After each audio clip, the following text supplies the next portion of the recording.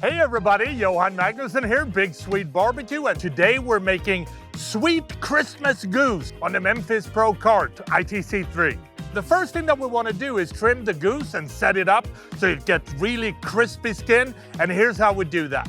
You want to remove all the innards and then trim excess fat from both the neck and the tail. We also want to remove the wing. Then we're going to prick some holes all over the skin to help render the fat. We're going to heat up a gallon of water to boiling, and when boiling, pour over the goose. Then we want to pat the goose dry. We're going to dice one apple. We're going to dice one potato. We're going to slice an orange and cut into quarters. And last but not least, we're going to slice up 2 celery stalks. Then we want to mix this in an aluminum pan and add about a 1/4 cup of sea salt. We want to squeeze some lemon juice inside the cavity. We're going to place the apple, potato, orange slices and celery inside the body cavity. And then you want to truss the legs together. The goose is now prepped, so it's time to set up the Memphis wood fire grill for roasting. And here's how we do that. We're going to set the Memphis grill to 450 degrees. And we're using fruit or cherry pellets. You want to mix together 1/3 of a cup of corn syrup, 1/3 of a cup of simple cane syrup. We're going to add 1/2 cup of orange juice. Next, we want to add a 1/4 cup of light brown sugar, and then we're going to add 1/2 cup of butter. And last but not least, 2 tablespoons of brandy.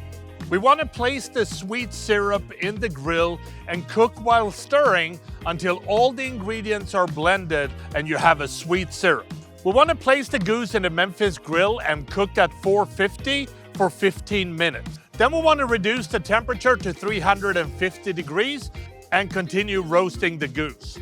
We want to baste the goose every half hour with the sweet syrup.